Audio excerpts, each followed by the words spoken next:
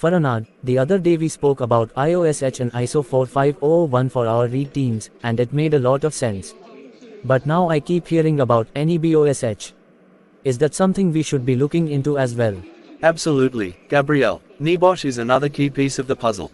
It's actually more advanced than IOSH.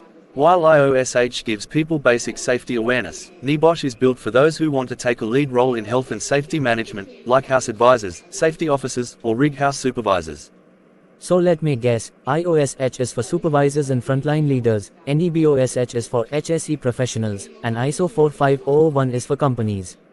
Exactly right. Think of it this way, IOSH teaches individuals how to behave safely, NEBOSH teaches house professionals how to manage safety, and ISO 45001 puts a management system in place to make sure the entire company is operating safely. Okay, let's break them down. What are the strengths of IOSH? IOSH is great because it's simple, practical, and easy to deliver to supervisors, drillers, or even maintenance personnel. For example, if you have an assistant driller or a floor hand moving into a leadership role, IOSH managing safely gives them the basics on hazard recognition, permit to work systems, and risk assessments. It builds the foundation for a safe mindset. Sounds like a solid choice for raising awareness. Exactly. It helps people understand why safety matters and what their responsibilities are.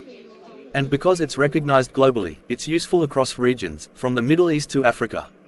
And what's the downside? It's not technical or deep. It won't prepare someone to manage a complex investigation, conduct a root cause analysis after a blowout, or develop an house case for a high-pressure drilling operation. Also, it only certifies the person, not the company. So even if the whole crew takes IOSH, your operations can still lack a structured safety system. Alright, now walk me through NEBOSH. NEBOSH, especially the International General Certificate, is one of the most respected safety qualifications globally. It's more in-depth than IOSH. A person who completes NEBOSH understands international safety standards, legal responsibilities, detailed risk assessments, workplace controls, emergency planning, and even human factors in safety. So if I want to hire someone to manage the safety program on a land rig with HS exposure or underbalanced drilling, NEBOSH is what I look for. Yes, a NEBOSH certified house advisor would know how to set up a confined space entry program, analyze exposure to toxic gases, and prepare evacuation plans. They'd also be able to advise management on aligning with client expectations and national regulations. It sounds technical and solid, but I assume it's not for everyone. You're right, NEBOSH is demanding. It takes time, serious study, and dedication. Some people don't pass on their first try, and it's not suitable for the whole rig crew.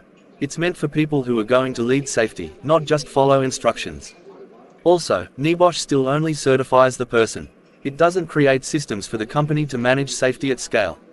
That brings us to ISO 45001. I know it's a management system, but how does it really work? ISO 45001 is the global standard for occupational health and safety management. It's not a course or certificate for a person, it's a full framework for how a company should manage house.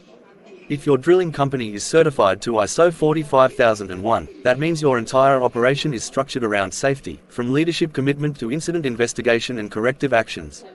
So it ensures that safety isn't left to individual choices, it's built into the company's DNA.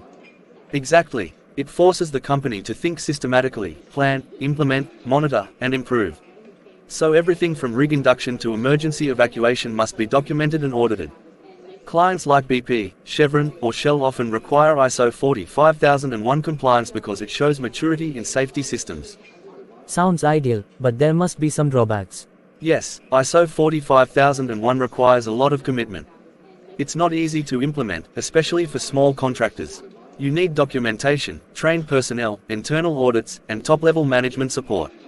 If it becomes just a paperwork exercise, without cultural engagement, then the system fails. Some companies get certified just to meet client requirements, but they don't live the system day to day. So let me recap what I'm hearing. IOSH gives supervisors and team leaders the awareness and mindset they need to work safely. NEBOSH gives HSE professionals the technical and legal knowledge to lead safety programs. ISO 45001 gives companies a structure to embed safety into every layer of their operation. That's exactly it. Think of it as 3 layers. IOSH builds awareness. NEBOSH builds technical competence. ISO 45001 builds organizational systems. If you only rely on one, you're exposed. But when you use them together, trained people, led by competent house professionals, working within a structured management system, that's when you get real safety performance, especially in high-risk environments like rigs.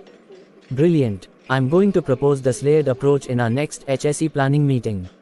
We need all three, not just one. That's the mindset that saves lives and protects crews. A rig doesn't become safe by accident. It becomes safe by design, and by people who are trained, competent, and supported by a real system.